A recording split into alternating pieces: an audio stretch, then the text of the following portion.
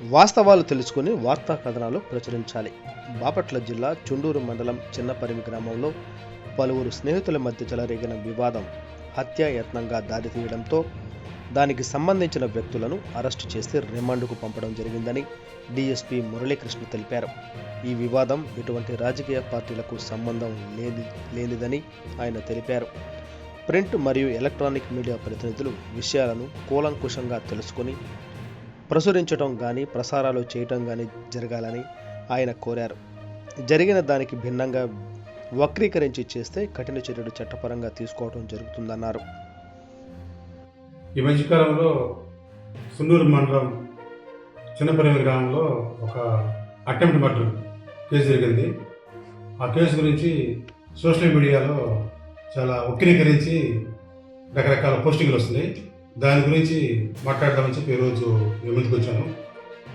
పోయిన నెల 31వ తారీఖు షేక్ అజ్గర్ అనే వ్యక్తిని వాళ్ళ ఫ్రెండ్సే 8 మంది మద్యం జీవిస్తూ మాటా పెరిగి ప్రీవియస్ కేసులు ఒక అమ్మాయి విషయంలో గొడవపడి అతన్ని విశిక్షణారహితంగా కొట్టడం జరిగింది. దాని మీద అతను కంప్లైంట్ తీసుకొని వారందరి మీద కూడా అటెంప్ట్ మర్డర్ కేసు నమోదు చేసి అందరినీ అరెస్ట్ చేసి కఠినంగా శిక్షించాలనే ఉద్దేశంతో అందరినీ రిమాండ్ చేసి జైలు పంపించాం. వాళ్ళందరూ కూడా ఇప్పుడు తెనాలి జైల్లో అండర్ ప్రిజనర్స్గా ఉన్నారు. అయితే ఈ వాస్తవాలని వక్రీకరించి వాళ్ళకి ఎలాంటి పొలిటికల్ అఫిలియేషన్ కానీ ఎలాంటి ఎలక్షన్ గొడవలు కానీ ఏమీ లేనప్పటికీ కొంతమంది సోషల్ మీడియాలో కావాలని పొలిటికలైజ్ చేసి వేరే పార్టీలు వేరే పార్టీ ముద్దాలు వేరే పార్టీ కంప్లైంట్స్ అని చెప్పి కొట్టారు తిట్టారు అని చెప్పి ఒక పొలిటికలైజ్ చేసి వక్రీకరించి సోషల్ మీడియాలో దీన్ని వైరల్ చేస్తున్నారు. ఇది చట్టరీత్యా నేరం.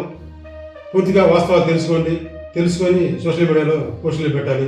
ఈ విధంగా వక్రీకరించి సోషల్ మీడియాలో పోస్టులు పెడితే చట్ట ప్రకారం వారిపైన కూడా చర్య తీసుకోవడం జరుగుతుంది.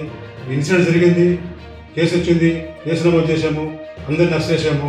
ఎట్టి పరిస్థితుల్లో ఇది ఎలాంటి పొలిటికలైజ్ అయిన కేసు కాదు. పొలిటికల్ పార్టీకి సంబంధం లేదు, రాజకీయ పార్టీకి సంబంధం లేదు.